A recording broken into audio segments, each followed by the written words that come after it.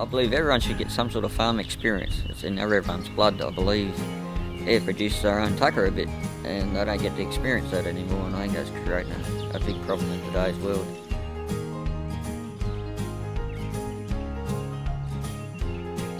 Yeah, I'm Geoff Simons. We currently farm Baysby Pasture Company. We've been here for 35 years as share farmers, and we have about 70 hectares of swamp land and irrigation on highland too, which consists of about 30 hectares. Yeah, we love the Murray. We've probably been on the Murray since the 70s.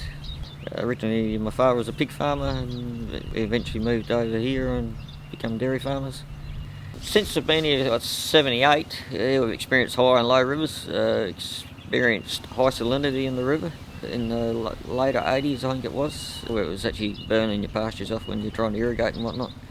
Could say in the last 25 years the river hasn't been anything like that again. I think things have improved up the river, different things that have happened. So the water quality has been quite good. Yeah, the swamp span from Wellington up to Menham here, and just across the river from Menham.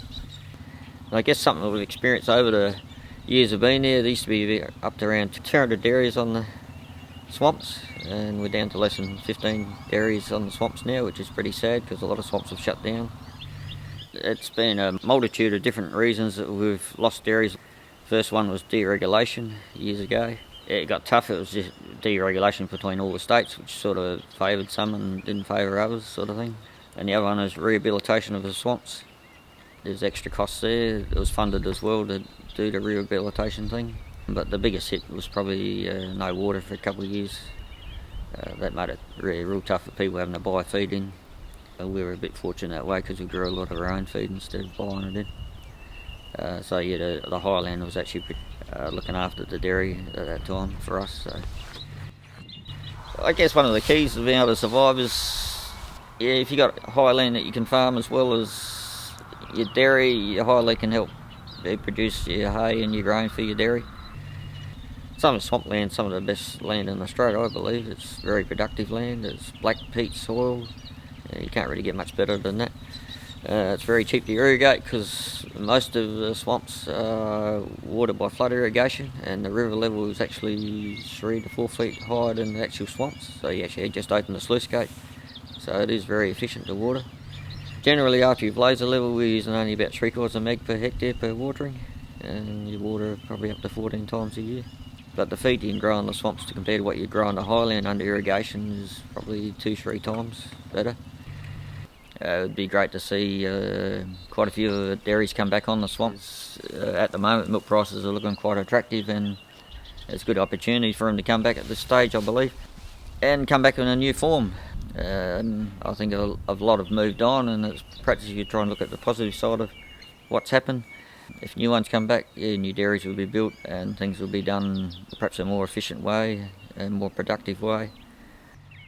Years ago we had a lot of sprinkler irrigation on those swamps, and they thought that was the answer back in the 70s. That was before laser levelling was invented. Because we were metered on and we had sprinklers on, they wouldn't allow us to go back to flood. So I put the question to them, if we actually metered the flood water on, could we go back to flood irrigation? And they said yes. So we took a big gamble and pulled the sprinklers out on half of swamps that had sprinklers on them, and went back to flood irrigation. Much to our surprise, we actually used less water under flood irrigation than we did under sprinkler irrigation. So that was a big show up of what sprinklers do and what flood irrigation can do, especially if you laser level.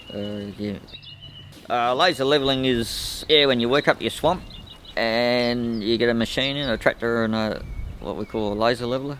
We fill in all the holes and take the hills off and get a constant fall.